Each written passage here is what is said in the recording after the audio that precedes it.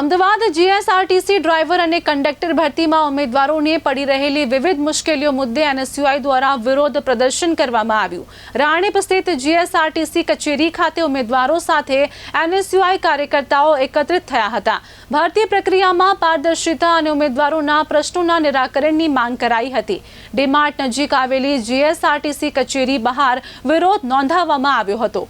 મોટી સંખ્યામાં ઉમેદવારો અને એનએસયુઆઈ કાર્યકર્તાઓ પ્રદર્શનમાં જોડાયા હતા।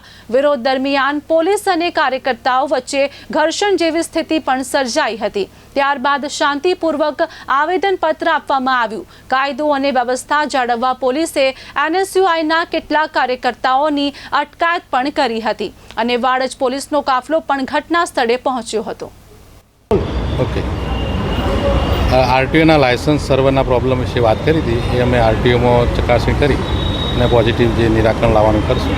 હાલ અમારી જે વેબસાઇટ છે ઓજસ ઉપરનો, એમાં ઉમેદવારોની જે ફોર્મ ભરવાની ટકાવારી છે એ સતત વધી જ રહી છે। એટલે કોઈ ઇસ્યુ છે નહીં, છતાં પણ એમનો રજૂઆતના આધારે અમે ચકાસણી કરી છે। ગયા વર્ષ ભરતી કરતાં પણ અત્યારે લગભગ ડબલ ઉમેદવારો હોય। મારું નામ તરુણ સિંધવ છે। અત્યારે જે ગુજરાત રાજ્યમાં જે ડ્રાઈવર અને કંડક્ટરની ભરતી ચાલી રહી છે, તો એમાં ઘણા લોકો અમારા જેવા ઉમેદવાર કે જેના લાયસન્સ રિન્યૂ થવામાં 1 કે 2 દિવસ બાકી હોય છે અને 5 તારીખ ભરતીની છેલ્લી પ્રક્રિયા ડેટ છે, તો અમે લોકો ફોર્મ ભરી શકતા નથી। તો અમારી આજની રજૂઆત એ જ હતી કે જે લોકોને 1-2 દિવસ ખૂટતા હોય કે એક્સપિરિયન્સમાં 7-8 દિવસ ખૂટતા હોય, એ લોકોને અત્યારે ફોર્મ ભરવાની અમને તક આપે અને અમારા ભવિષ્યનું બચાવવાની